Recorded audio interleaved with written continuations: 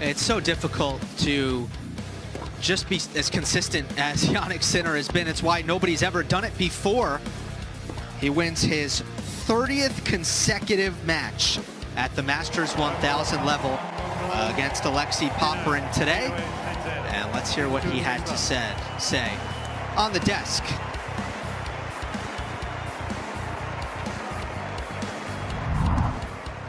Yanni, great to see you. A beautiful victory out there today. You only lost 9 points on your serve, broke 5 times, a level or 2 up from the first match. Yes, you know, it was very, very tricky conditions, to be honest, today. Very, very windy. I think he struggled a bit with the serve, which is normal when it's a bit more windy. And I tried to stay, you know, more on my side. I felt like I was returning great from the, you know, second serves of him. And yeah, I'm happy about today's performance. Obviously, tomorrow is again a new day and a new opponent. But at the moment, I'm trying, you know, to switch off the mind. They're trying to recover, and then we see how it goes. Doesn't really matter what the conditions are. You're such a great champion. You adjust. But I'm curious, Madrid, with the altitude there, that clay versus more standard clay here, is this more preferred for your game?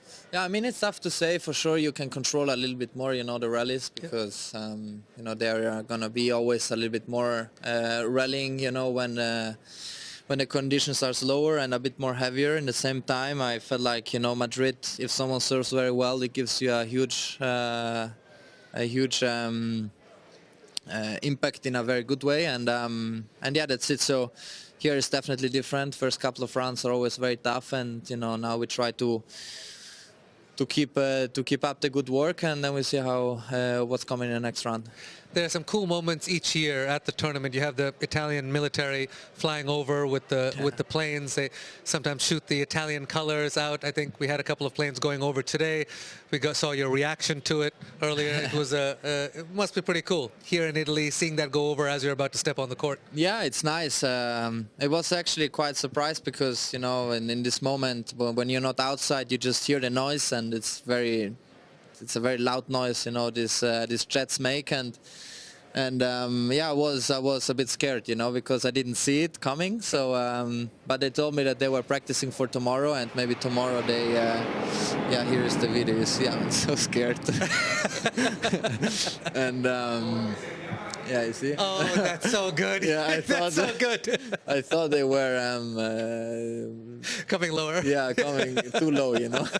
But they were practicing for tomorrow. Apparently, they come with the colors, and it's gonna be nice tomorrow. Yeah. It's beautiful when that happens.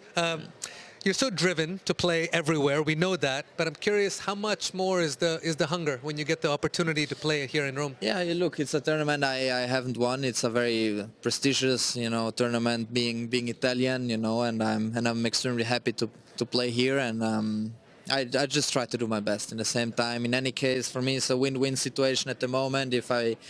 If I go on, it's great. If I lose, it's also great because, you know, I have a little bit more time to recover for Roland Garros, so I'm a little bit more relaxed. And at the same time, here's a lot of fans and people coming, you know, to watch me, to watch Flavio, Lorenzo, and everyone who is still in the draw, and we try to give something positive back.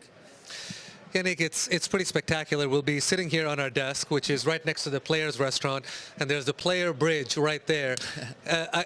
We gotta see this, because every time you walk over this thing, we have just the craziest amount of fans.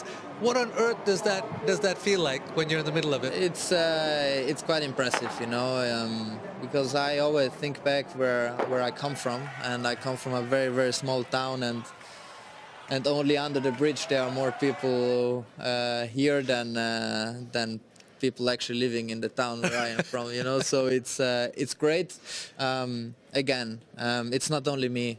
We are an amazing group, and we try to give something positive back. I think, you know, the tennis in Italy is growing, and I think we can feel it also, you know, the passion that the Italians have, and yeah, and we just try to keep going. So it's definitely a great feeling.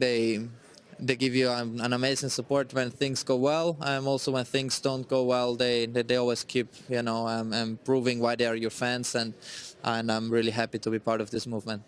The way you inspire the kids is it's pretty awesome for all of us to see. Yannick, last time we spoke, it was after you, of course, captured that title in Madrid. There was some mental fatigue there. I'm curious, between then and the week you had before you started here, how did you try to recharge even a little bit? Because I know you have lots of commitments and so forth. Yeah, I know, but I also know the responsibility I have as a player. This is also a natural thing what's coming. I do believe it's something great, you know. If you don't have it, it means, you know, maybe things are not going the right way, and because I have it means, you know, that I'm doing something good. And I had, you know, 3 days off completely, no tennis, no gym, nothing, from Monday to Wednesday, and this helped me also to recharge the batteries, and I'm extremely happy to be on court, and I just try to do my best, you know. In any case, people are coming towards me, you know, they try to win against me, and I just hope, you know, to be as ready as I can and then trying to fight back. As always, the perfect perspective. Enjoy tonight. Enjoy everything here in Rome. Thank you so much. I appreciate it. Thank you. Always. Thank you. Great to hear from the man on the longest Masters 1000 win streak in history. Can he cap it off with a title here in Rome, the only one that he doesn't have?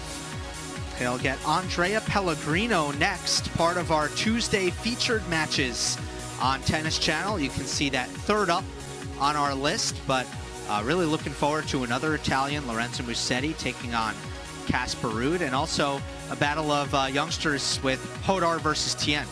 Yeah, looking forward to that. Leonard Tien had a great win over Alexander Bublik just yesterday, 7-5 in the third. Really started to learn and find his way on the dirt. So he'll be playing Rafael Hodar, the youngster. That'll be a lot of firepower with Rublev and Basilashvili. Wow, those two will be hitting the ball extremely hard. Yeah, and they've played 5 times already. Basilashvili's got a couple of wins. They played, I think, back-to-back years in the Hamburg finals, late 2010. So a bit of a throwback. Can Coco Gauff keep finding a way? Because she has not had her best tennis, and she's managed escape after escape. Maybe she can find her form against Mira Andreeva, a little bit less pressure on Coco in that particular matchup. And we'll see how Tirante goes against Daniil Medvedev. Nick, I think Tarante's got a real shot in that one. Yeah, I think he does. I think he's going to come in with a lot of confidence. We mentioned how he made the semifinals in Houston. He beat Ben Shelton. Now he just beat Caboli here in Rome. So he's beating some big-time players. It'll all be followed by TC Live. As for us here on Tennis Channel 2, we've got some good ones as well. Cirstea, after beating Sabalenka, backing it up with another win today. She'll take on Elena Ostapenko, who had a nice victory over Kalinskaya in pretty straightforward fashion earlier this morning. Alexander Zverev, who basically has beaten everybody other than Jannik Sinner at Masters 1000 since the back end of last year. And another battle between youngsters. Hamad Medjedovic has already taken out Fonseca. It was a great match today against Navone, another classic. Next up for him is Martin Landaluce. Yeah, Landaluce making the quarterfinals actually in Miami earlier this year. So he's comfortable now in this position. Now is in the 4th round against Medjedovic. 2 youngsters going at it. Great mix of surprises here in Rome.